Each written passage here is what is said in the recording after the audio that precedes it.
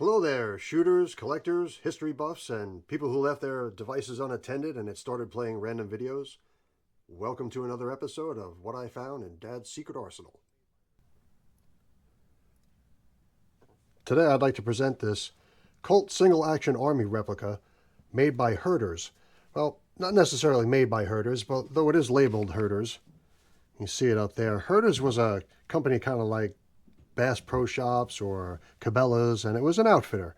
And they didn't necessarily make their own stuff, though it seems like their name has been bought out and some of their ammunition and things like that have been taken up and carried on. I did find Herters ammunition. But this was supposed to be a inexpensive version of the Ruger Single Six or a Colt Peacemaker or something like that. It's a single-action army replica.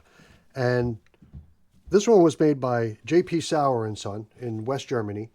It was actually part of, after doing a little bit of reading and history, and another perfect example of going into a little bit of history and dunking my toe in the water and realizing, whoa, there's a lot behind here. So J.P. Sauer and Son goes all the way back to the 1750s, and they're a very large German manufacturer. And there's a whole history, I guess, where they split up during the war between West Germany and Germany, and this part of the company made this gun probably in the 1970s, and that's when my dad bought it.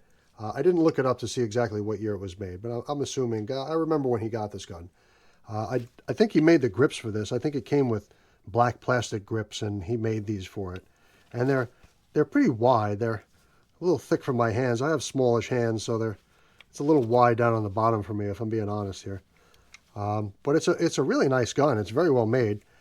It's ugly. It's really ugly, but I don't care. I guess if you get shot with it, it doesn't matter how pretty it is, right? I think he made this firing pin for, not the firing pin, what am I saying? The cylinder pin here for it. Yeah, it's built like a tank. It really is a nicely made gun. And it's got the obligatory dad orange paint on the sight, as we find on pretty much every one of his guns.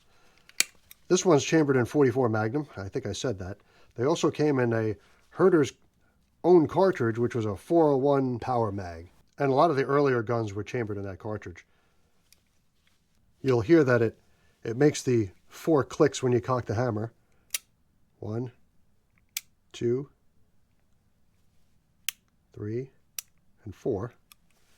And it doesn't have any kind of protector for the firing pin, so I guess you would carry this gun with just 5 rounds in it, and you want to leave the firing pin on the empty chamber.